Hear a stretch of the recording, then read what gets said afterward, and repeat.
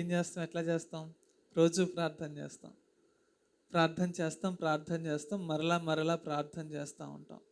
అయినా సమాధానం, అయినా సరే మనకేం రాదు, సమాధానం రాదు.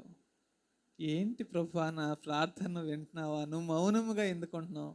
ఒక్కోసారి మనం చేయగా ప్రార్థన చేయగా మనసుకి విసుకొచ్చేసి, ప్రభువా నువ్వు నా ప్రార్థన ఆలకిస్తున్నావా లేదా, కనీసం నువ్వు వింటున్నావు అని, కనీసం నువ్వు ఉన్నావు అని ఒక సూచన అయినా సరే నాకు చూపించు ప్రభా అని అడుగుతూ ఉంటాం. హల్లెలూయా. మనం నాతో ఒక్కసారి మాట్లాడు ప్రభువా, నువ్వు నా ప్రార్థన వింటున్నావు అంటే చాలు, విసిగిపోతూ ఉంటాం. కానీ దేవుడు ఎలా ఉంటాడు? సైలెంట్గా, మౌనంగా ఉంటాడు. ఏమి సమాధానము రాదు. కానీ బైబిల్ గ్రంథంలో ఒక అన్య స్త్రీ ఉన్నది. దేవుణ్ణి నమ్ముకోలా, దేవుణ్ణి ఆరాధన చేయలా, ఇశ్రాయేలీలో పుట్ల, యూదా గోత్రంలో పుట్ల. కానీ ఆ అన్య స్త్రీ యొక్క ప్రార్థన దేవుడు విన్నాడు. దేవుడు మౌనముగానే ఉన్నాడు. అయినా సరే ఆమె దేవుడు జవాబిచ్చేదాకా ఆమె విడిచిపెట్టలా. హల్లెలూయా, హల్లెలూయా. ఎవరు ఆ స్త్రీ మౌనముగా ఉన్న దేవునితో ఏ విధముగా సహాయాన్ని పొందుకోగలిగింది? తన విశ్వాసం ఏ విధముగా కనపరిచింది? నేను కొద్ది నిమిషాలు నా మాటలు నేను ముగిస్తూ వస్తాను. హల్లెలూయా, హల్లెలూయా. దేవుని మౌనాన్ని గెలిచిన అన్య స్త్రీ ఏం పోయింది? కానాను స్త్రీ అనండి. హల్లెలూయా. మత్తయి సువార్త 15వ అధ్యాయము, మత్తయి సువార్త 15వ అధ్యాయము 21వ వచనం. ఒకసారి మరలా చదవండి అమ్మా. మత్తయి సువార్త 15వ అధ్యాయము, చెప్పాలి అందరూ తీసారా? 21 నుంచి 28 వరకు ఎవరు తీస్తే వారు చదవండి. యేసు అక్కడ నుండి ఆ ఆ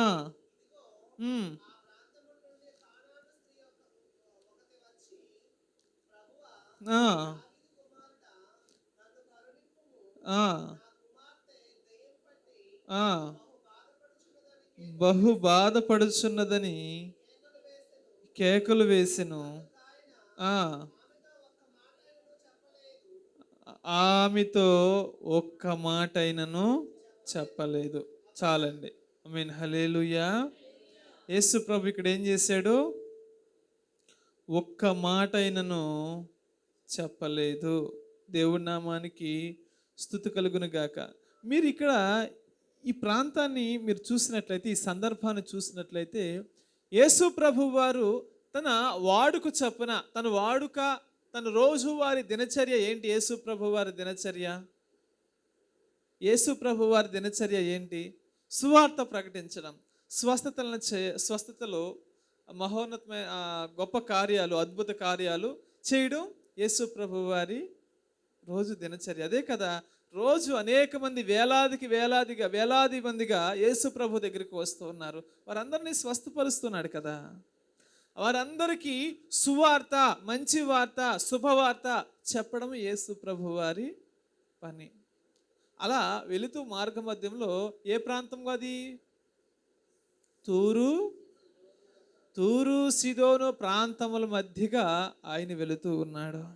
వెళుతూ ఉండగా ఒక స్త్రీ వచ్చింది. బైబిల్ గ్రంథంలో ఆ స్త్రీ పేరు ఏమని రాయబడి ఉన్నది? కానాను స్త్రీ. ఈ కానాను ప్రాంతపు స్త్రీలు, లేకపోతే కానాను ప్రాంత ప్రజలకి, ఇశ్రాయేలీలకి పడదు. ఈ కానాను ప్రజలని యూదులు తక్కువ వారుగా, ఎన్నిక లేని వారుగా, హేయమైన వారుగా చూసేవారు. ఆ స్త్రీ వచ్చింది యేసు ప్రభు వారి దగ్గరికి. అయ్యా అని అడుగుతోంది. యేసు ప్రభు వారు ఏవి మాట్లాడలా. అప్పుడు యేసు ప్రభు వారి దగ్గరికి వచ్చేటప్పుడు ఆ కానాను స్త్రీ యొక్క పరిస్థితి ఏంటో తెలుసా?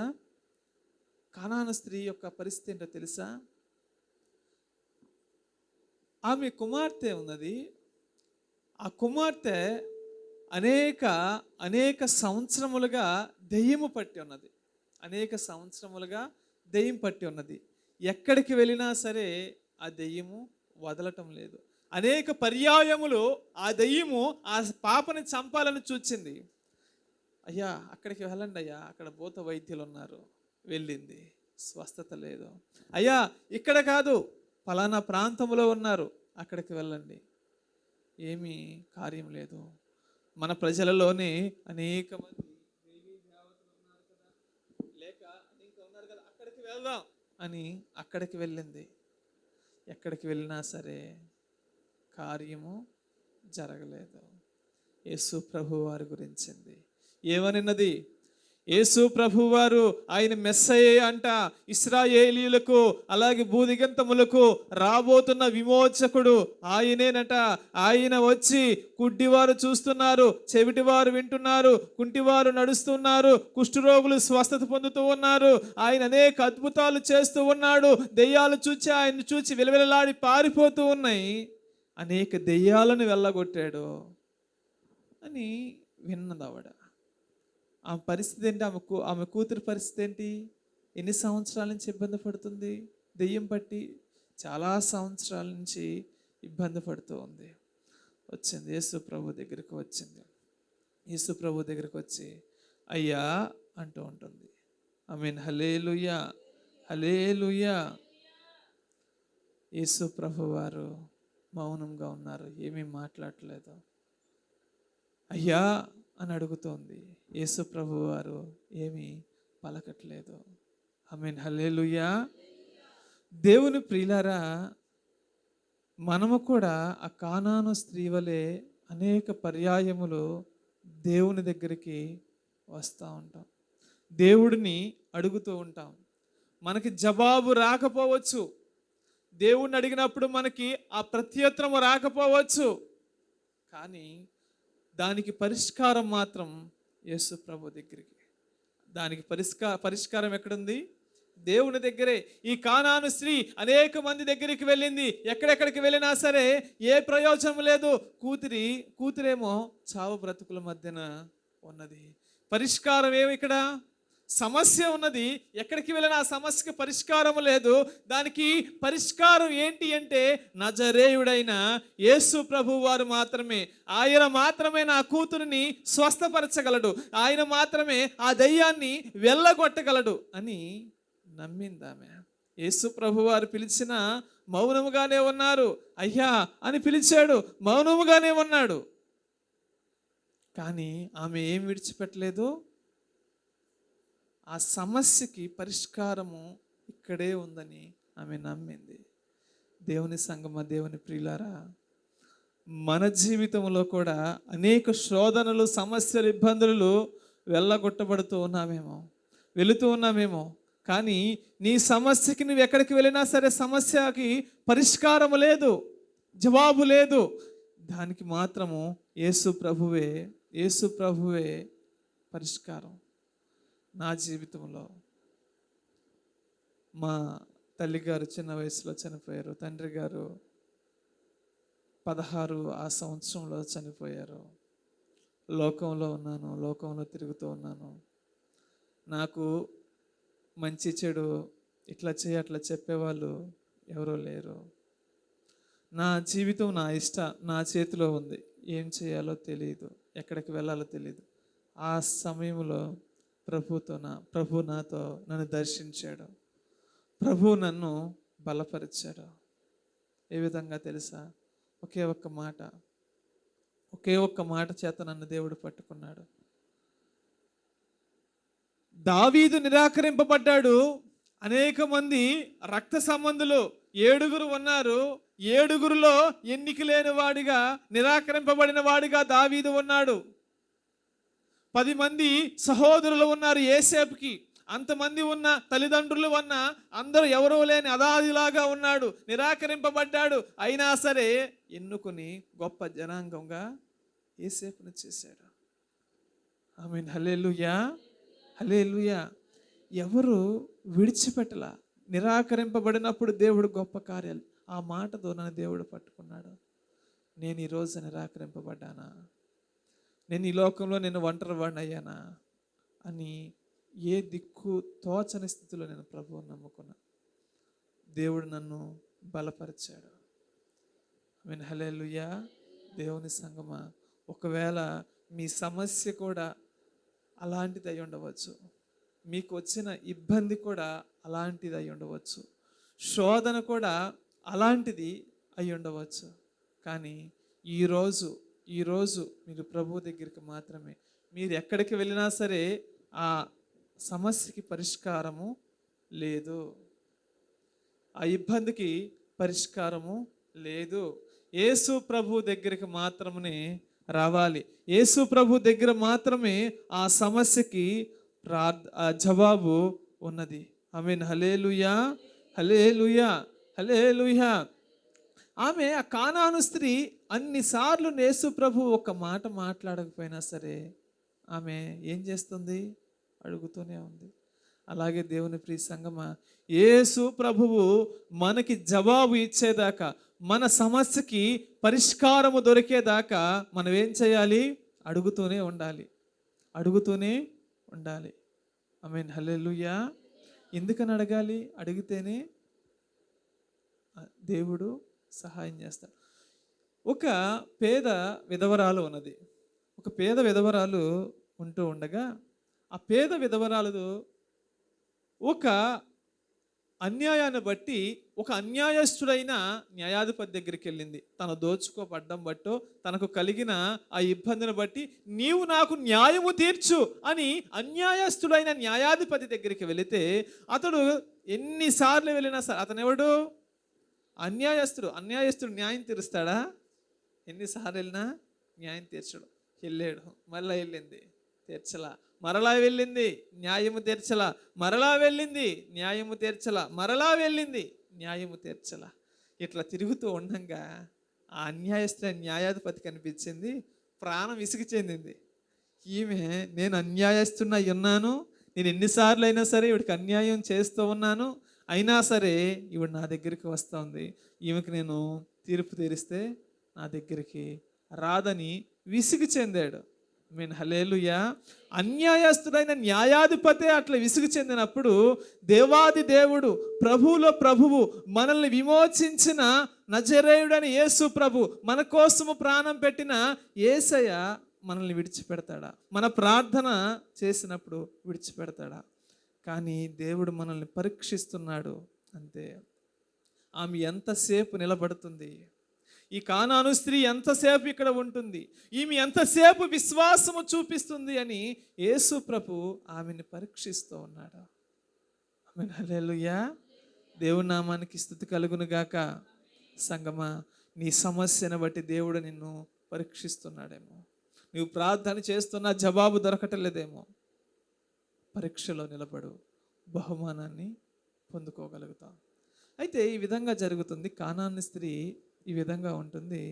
యేసు ప్రభు అంటూ ఉన్నాడు. ఆ తర్వాత వచనం చదవండి, 23వ వచనం చదువు తేజ.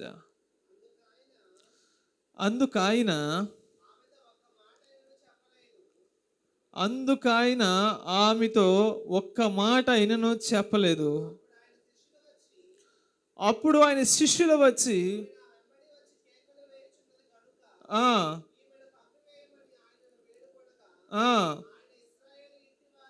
ఇశ్రాయేలీల ఇంటి వారై నశించిన గొర్రెల యొద్దకే గాని మరి ఎవరి యొద్దకును నేను పంపబడలేదు అని చెప్పాను. ఆమేన్, హల్లెలూయా, హల్లెలూయా. దేవుని ప్రియులారా, ఇక్కడ యేసు ప్రభు వారిని ఆ కానాను స్త్రీ ఎంతోసేపు పిలిచింది. ఎంతసేపు పిలిచినా సరే సమాధానము లేదు.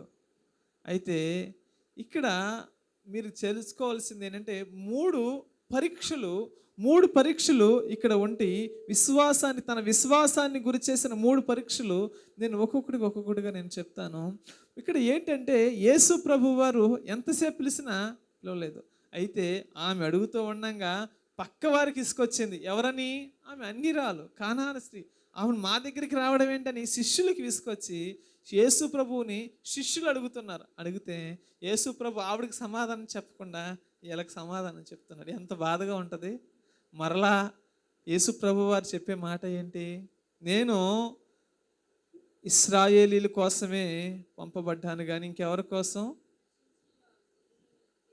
నశించిన గొర్రెల యొద్దకే కానీ నేను ఎవరిని యొద్దకు నేను పంపబడలేదు. ఆమేన్, హల్లెలూయా.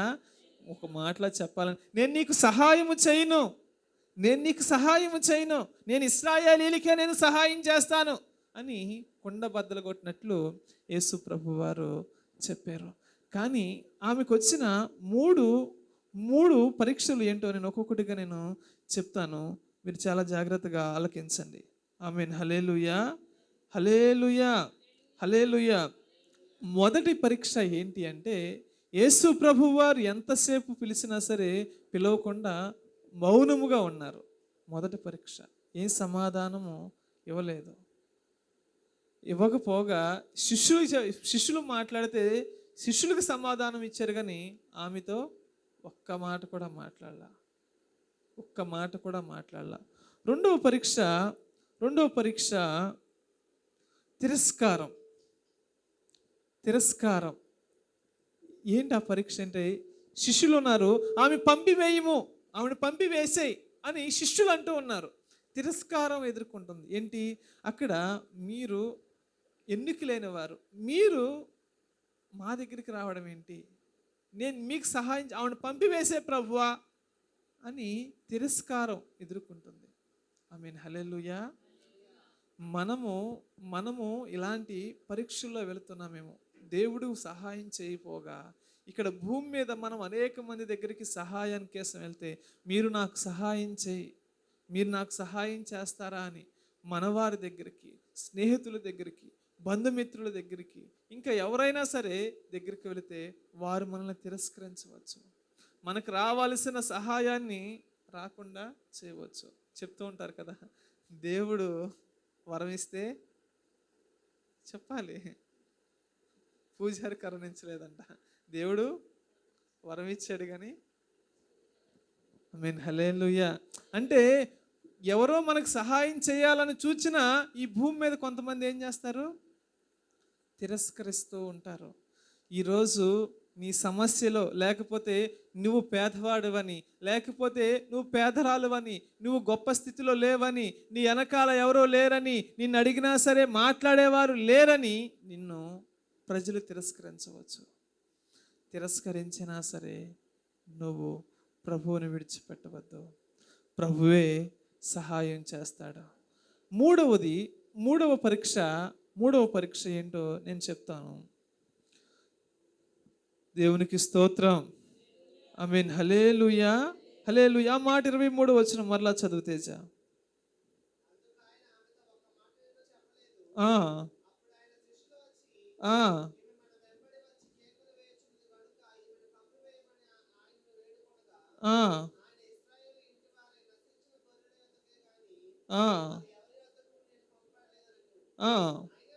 అయినను ఆయనకు మొరొక్కి, ప్రభువా నాకు సహాయము చేయమని అడిగెను.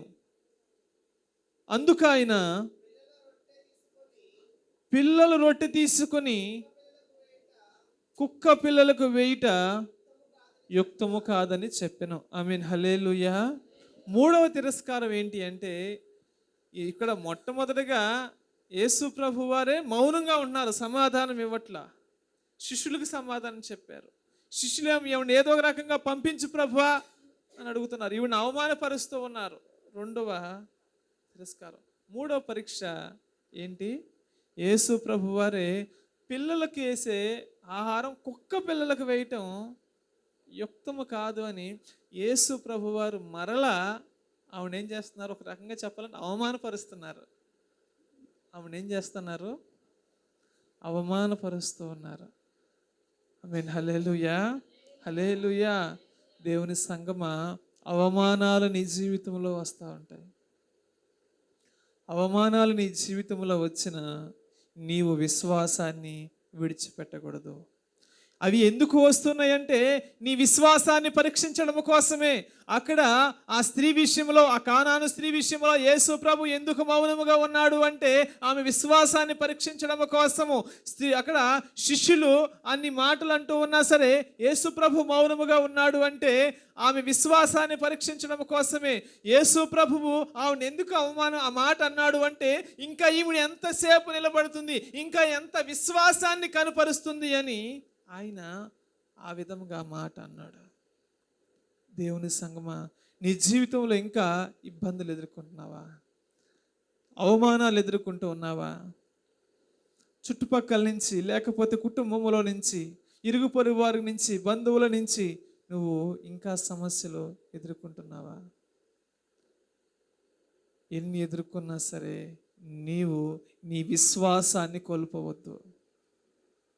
నీ విశ్వాసాన్ని కోల్పోవద్దు. దేవుడి నామానికి స్తుతి కలుగును గాక. ఆమేన్, హల్లెలూయా. విశ్వాసాన్ని కోల్పోకుండా ఉంటే దేవుడు తుదక నిన్ను ఆశీర్వదిస్తాడు. యోబు జీవితము ఇబ్బందుల్లోకి వచ్చేసింది. భార్య వెళ్ళిపోయింది, కుమారులు కుమార్తెలు చనిపోయారు, పనివారు వెళ్ళిపోయేవారు, ఇంకా తనకంటూ ఒక చిన్న ఆస్తి కూడా లేదు. అప్పుడు అంటున్నాడు కదా, భార్య నీవు నీ దేవుడు దూషించి మరణము కమ్ము అంటే అంటున్నాడు కదా యోబు. దేవుడు నిన్ను ఆశీర్వదించినప్పుడు, నువ్వు బాగున్నప్పుడు నిన్ను చెప్పాల మాట. దేవుడు నీకు మేలు చేసినప్పుడు చాలాసార్లు చెప్తూ ఉంటాను, మీరు ఆ మాటను మీరు అవన్నీ నోటెడ్ అయ్యే మాటలే చెప్పాలి.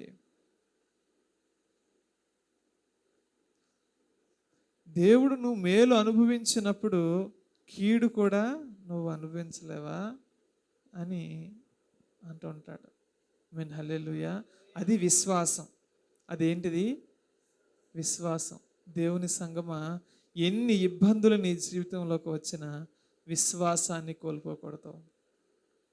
విశ్వాసాన్ని కోల్పోయాము అంటే మన జీవితము ఎక్కడ వేసినా అక్కడ గొంగలిలాగానే ఉంటుంది. యేసు ప్రభు వారు కూడా చాలామందిని స్వస్థపరిచాడు, కానీ వారికి విశ్వాసం లేకుండా ఎవరిని స్వస్థపరచలేదు. దేవుడు నీ జీవితాన్ని మార్చాలి అంటే నీవు ఈరోజు దేవుని యందు నమ్మిక ఉంచు, యేసు ప్రభు నందు విశ్వాసం ఉంచు. యేసు ప్రభు నందు విశ్వాసం ఉంచినట్లయితే, యేసు ప్రభు నా జీవితాన్ని మార్చగలడని నీవు నమ్మినట్లయితే అది దేవుడు ఖచ్చితంగా చేయగలడు. విశ్వాసము లేకుండా దేవునికి ఇష్టులై ఉండడం అసాధ్యం. దేవునికి విశ్వాసము కావాలి.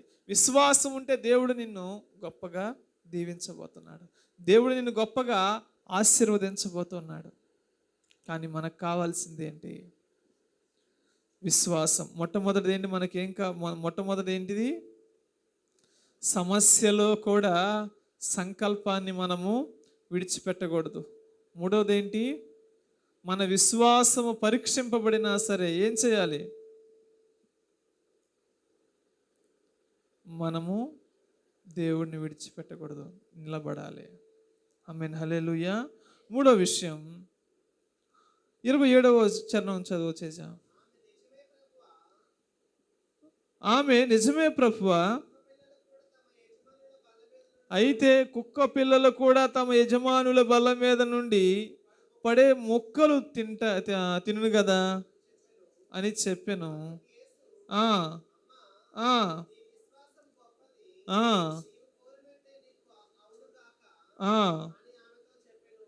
ఆమేన్, హల్లెలూయా. మూడవది ఏంటంటే దీనత్వమే దేవుని కృపకు మూలం. మూడవ విషయం, దీనత్వమే దేవుని కృపకి మూలం. దేవుని ప్రియ సంఘం, యేసు ప్రభు వారు అంటున్నారు, కుక్క పిల్లలకి ఇవి వేయడం యుక్తం కాదు అమ్మా అంటే ఆమె అంటుంది, అయ్యా కుక్క పిల్లలు కూడా తమ యజమానుని బల్ల మీద నుంచి కింద పడు ఆ రొట్టె ముక్కలను తింటే కదనా అయ్యా అంటుంది. అప్పుడు యేసు ప్రభు వారు అంటున్నారు తెలుసా, ఇశ్రాయేలీలలోనైనను నేను ఇంత గొప్ప విశ్వాసాన్ని నేను చూడలేదు అంటూ ఉన్నారు. ఎంత గొప్ప స్టేట్మెంటో చూడండి, ఎంత గొప్ప సాక్ష్యమో చూడండి. ఆమె గురించి సాక్ష్యం ఎవరో ఇవ్వలేదు, అన్యులు ఇవ్వలేదు, మనుషులు ఇవ్వలేదు, ఇంకెవరెవరో ఇవ్వలేదు. యేసు ప్రభు వారే స్వయాన దేవుడే ఆమె గురించి సాక్ష్యం ఇస్తూ ఉన్నాడు, ఆమె విశ్వాసము గొప్పది అని. ఎందుకు ఇప్పుడు వరకు ఆమె పరీక్షింపబడిందంటే, ఎందుకు ఆమె ఇప్పుడు వరకు అవమానం పడిందంటే, ఆమె విశ్వాసము పరీక్షింపబడడం కోసము, ఆమె గొప్ప చేయడము కోసము, ఆమె కార్యము చూడడము కోసము, ఆమె ఆశీర్వదింపబడడం కోసము, ఆమె కుమార్తె స్వస్థత పొందడము కోసము ఇప్పుడు వరకు ఆమె పరీక్షింపబడింది. ఆమేన్. హల్లెలూయా, హల్లెలూయా. యేసు ప్రభువారు అంటున్నారు కదా, ఇశ్రాయేలీలలోనైనను ఇంత గొప్ప విశ్వాసం చూడలేదు. ఇప్పుడు గొప్ప కార్యము చూడాలంటే ఆమె ఇప్పుడు ఏం చేసింది? దీనత్వము కలిగి ఉన్నది, దీనత్వం కలిగి ఉన్నది దేవుని దగ్గర. ఆమేన్. హల్లెలూయా, హల్లెలూయా. దేవుని సంగమా, దీనులు ఏం చేస్తారు? దేని స్వతంత్రించుకుంటారు? చదవండి మత్తయి సువార్త 5వ అధ్యాయము.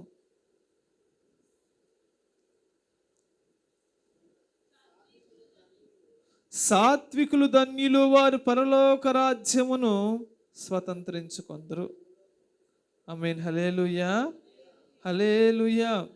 సాత్వికులు అంటే ఎవరు? దీనత్వం కలిగిన వారిని సాత్వికులు అంటూ ఉంటారు. ఆమేన్. హల్లెలూయా. దేవుని ప్రియ సంగమా, మనము సాత్వికమైన జీవితము కలిగి ఉండాలి, దీనత్వము కలిగి ఉండాలి. దీనత్వము, సాత్విక జీవితము ఎవరి జీవితంలో ఉంటుందో వారు పరలోక రాజ్యాన్ని స్వతంత్రించుకుంటారు.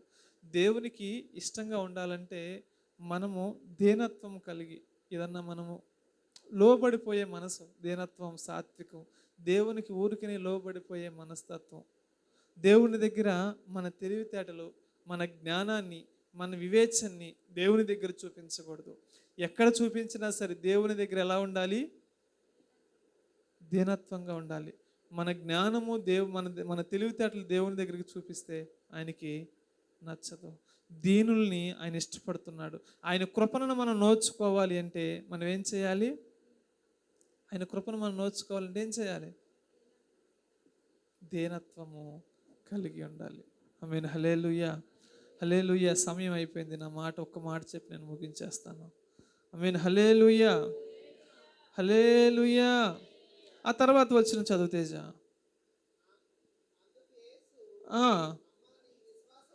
నీ విశ్వాసము గొప్పది.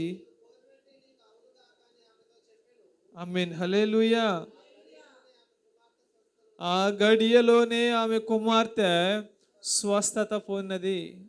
విశ్వాసము ద్వారా విజయము సాధించింది. ఆఖరగా విశ్వాసము ద్వారా విజయాన్ని సాధించింది. దేవుని ప్రియ సంగమా, మన విశ్వాసం ఉంచితే, దేవుడే నా జీవితాన్ని మార్చగలడని దేవుని యందు నమ్మిక ఉంచితే మన జీవితం ఏమవుతుంది? మనము కోరుకున్నది ఏదైనా జరుగుతుంది.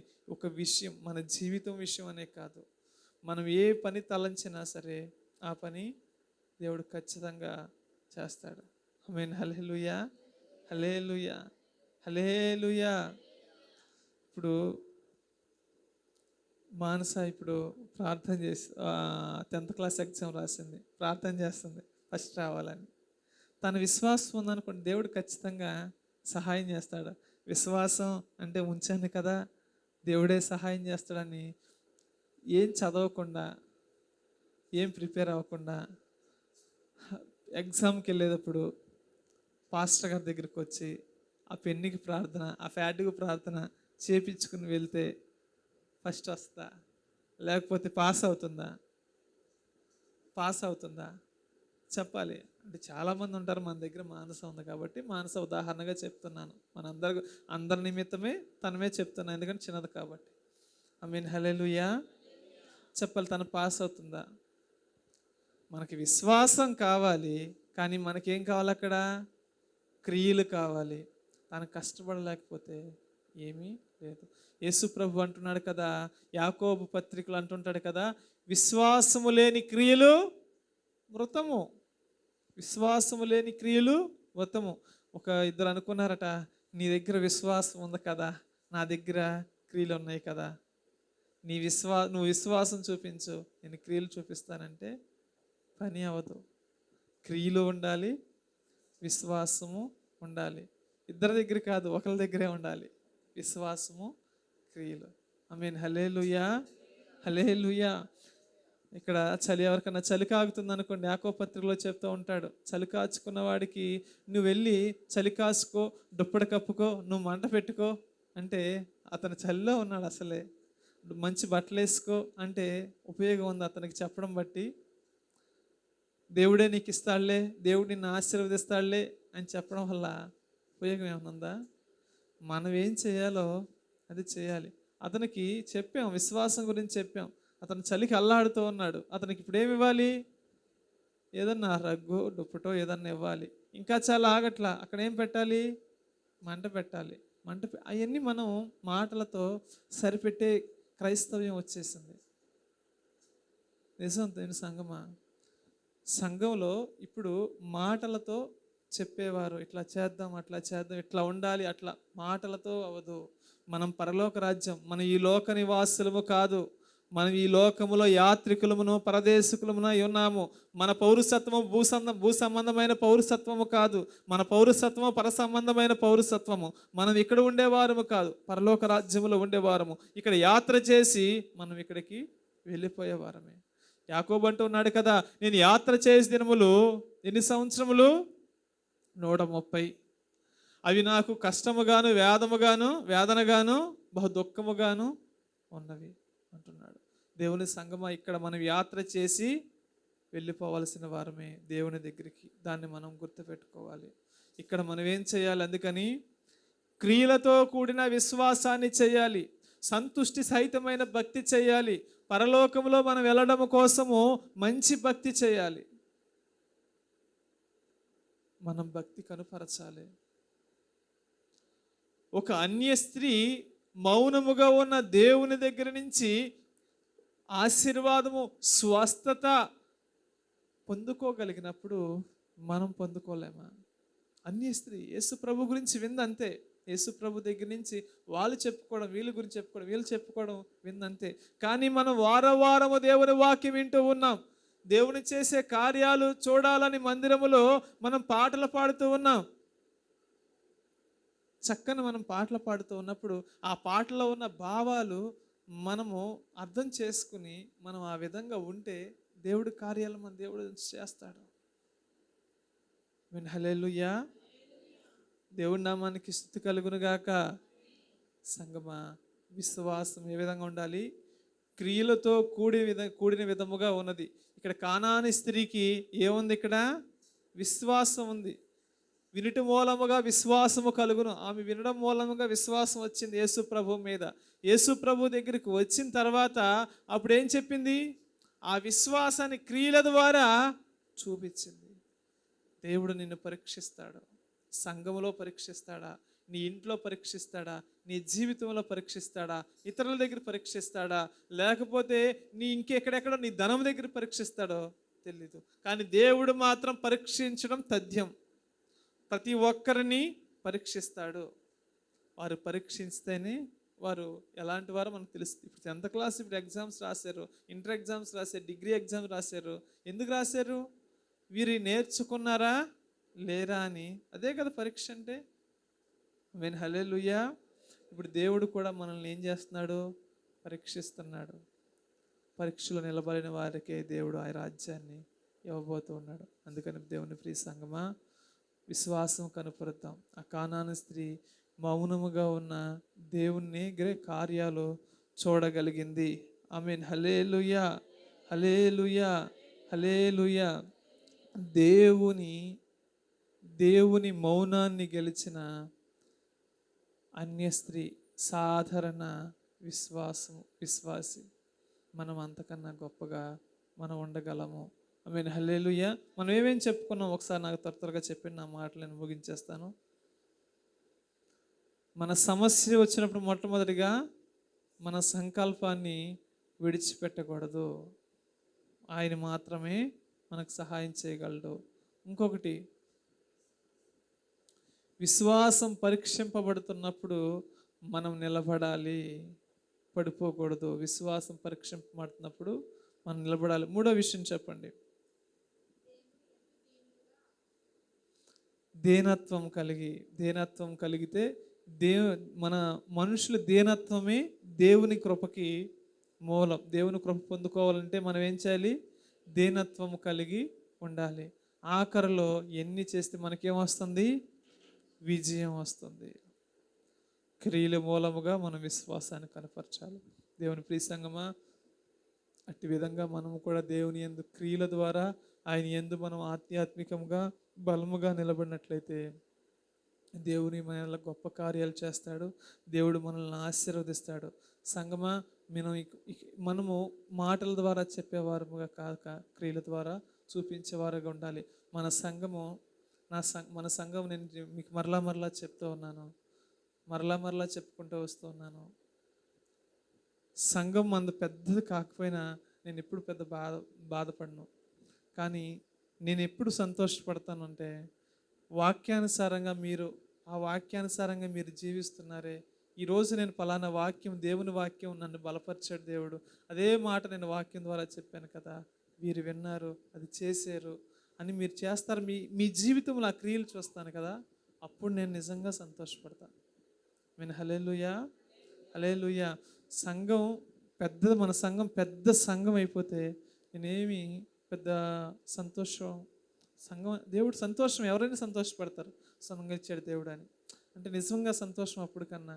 లేకపోతే మీరు ఇంకా ఎక్కువ విలువైన కానుకలు తీసుకొచ్చి నాకు ఇస్తే నేను అంత సంతోషం, అవసరతలు తీరుతాయి, మన సంఘం అవసరతలు తీరుతాయేమో అంతే. నిజమైన సంతోషం, నిజంగా నేను ఎప్పుడు హృదయపూర్వకంగా మిమ్మల్ని బట్టి నేను సంతోషపడతాను, దేవుడు సంతోషపడతారు అంటే మన వాక్యం విన్నది క్రియల ద్వారా చూపించినప్పుడే.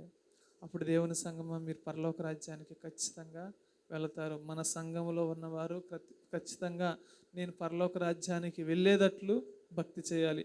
ఆశీర్వాదం పొందుకునేటట్లు భక్తి చేయడం కాదు, దేవుణ్ణి మనం పరలోక రాజ్యానికి వెళ్ళేటట్లు భక్తి చేయాలి. ఆశీర్వాదము మనం అడగకపోయినా సరే దేవుడు ఇస్తాడు. దేవుడు ఏం చెప్పాడు? మొదట నా నీతిని, నా రాజ్యమును వెతకండి, మీకు ఇవన్నీ అనుగ్రహింపబడతాయి. అందుకని ఆయన మొట్టమొదటిగా నీతిని, రాజ్యాన్ని ఎతుకుదాం. దేవుడు మనల్ని ఖచ్చితంగా ఆశీర్వదిస్తాడు. ఇటు కృప దేవాది దేవుడు మనకు దయచేయను గాక. ప్రార్థన చేసుకుందాం. అందరం మోకరించినట్లయితే ప్రార్థన చేసుకుందాం.